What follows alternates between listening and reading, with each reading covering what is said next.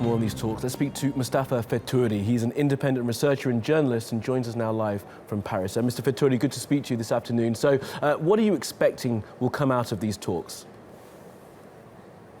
Well, thank you for having me. I'm not really expecting that much. We have been hearing from the Obama administration over the last couple of weeks, especially the last 2 days, I guess, that they are a little bit more interested in easing up, if you like, the arms embargo on the Libyan government or Libya, which was imposed in 2011 by UN Resolution 1973. What has happened over the last 2 weeks, probably the most notable development locally is the fact that the Presidential Council, headed by Mr. Siraj, has established what it calls the Presidential Guard, meaning it's a kind of a military force which will focus in building up a new Libyan army to face Daesh in the country and other threats. And the West probably trying to ease up the arms embargo and certain military hardware that will be needed for development of this army to be in the future to be able to fight terror groups, including Daesh, which has expanded a little bit west of Sirte, threatening Tripoli itself. So other than a little bit of talk about this, I don't really expect that much. The only notable development when it comes to the regional countries and their interest in Libya, in fact, is the increasing public Saudi role being played over the last couple of months. We know John Kerry, the Secretary of State of the United States, was in Riyadh a couple of days ago, and he was talking to King Salman about the Libyan file. I also have information from here and there that there could be some kind of reconciliation meeting in Riyadh, hosted by Saudi Arabia, that will bring about, probably for the first time, the tribal dimension into the Libyan conflict, which has been unfortunately sidelined by the United Nations and every other mediation effort that we have seen over the last 5 years. And we know the tribal dimension is quite important in the Libyan conflict, and it has to be taken into consideration whenever we talk about reconciliation in the country, and probably mounting up a very good fight against Daesh to eject it from the country or limit its expansion. So we have to wait a little bit, maybe for the couple of weeks, to see what will come of that. If the meeting of tribal leaders, as well as political parties, that will take place in Saudi Arabia somewhere over the coming 2 weeks. Yes, sir. Absolutely. Mr. Fetouri, there have been calls to send weapons into Libya to try and shore up the government. How do you see that playing out? Surely that's a recipe for disaster in an already violent country. Well, there have been calls, yes, to lift up the arms embargo, if that's what you meant. And there have also been arms supplies into the country by various regional countries and international arms trade groups, But all of that is illegal, by law.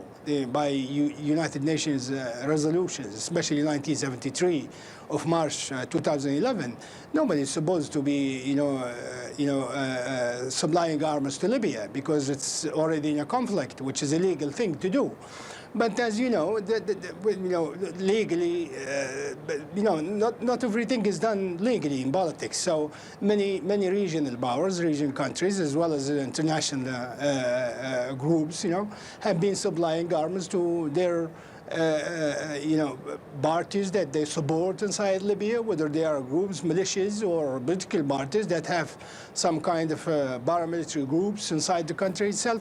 So that only aggravated the situation, made it even worse since 2011, since 2012, when we saw a little bit of positive improvement in the overall climate, the political climate and security climate inside the country. But ever since it has deteriorated, things become very worse.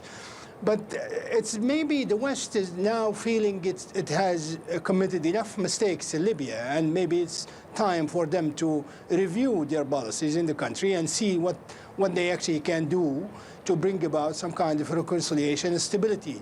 Absolutely. Because the instability of Libya itself is actually a direct threat to Europe. We know it's only an hour plus, a few minutes, to fly from Libya to the southern shores of the European Union, especially Malta and the southern Italian islands, especially Sicily. And the issue of migrants is also a quite problematic one, as well as the issue of legitimacy of the government itself, whether the government of national accord, which is now supposedly in power in Libya, can actually lead and gain legitimacy inside the country or not. That's something has not happened so far. So we will see what kind of development will come out of the Vienna talks concerning this particular issue, because the only legitimate legislator is actually the parliament based on Tobruk, and the parliament has so far since December last year, when the accord was signed in Skhirat and Maghreb. The parliament has been refusing to endorse the government or vote with the confidence vote for the government of Mr. Sarraj, enabling it to work legally, if you like, from Tripoli, unless the government presents itself inside the chamber on Tobruk, on the ground. Okay. And that has not been happening, and I don't know if there is any other way to bypass this, because it's part of the requirement of the parliament approval of the government is actually required in the political agreement that produced the government itself. So unless we pass this hurdle, the government of Libya and Tripoli, Sarraj's government, is actually lacking any legitimacy, if you like, to work. Absolutely. Mr. Fetouri, just finally and briefly, if you would, sir, are you confident that we will find unity in Libya? And what do you think needs to be done to make sure that happens? Briefly, if you will, sir, please. Well, I'm confident that the Libyan people in the long run will come down to their senses, and probably they will reach some kind of reconciliation which will be inclusive, does not alienate any party or any tribe, if you like, inside the country. But that will take really some time, because the problem with Libya now is not only the terror group Daesh or other fundamentalist group, but actually the interference by some regional countries, because they are providing support, military and political and financial, to this side or that side. And most of the wars we have seen in Libya since 2013, I feel like, has been actually a kind of proxy war between regional groups, regional countries, that are supporting certain dogmatic views over what is being called the Arab Spring, and so on and so forth. So the Libyans in the long run will get together, and I'm sure of that, and claim their country back. But how long that will take, it's quite up in the air. Nobody really can say. Absolutely. Well, Mustafa Fetouri, we do thank you for joining us here on TRT World. Thank you very much, sir, for your time. Thank you.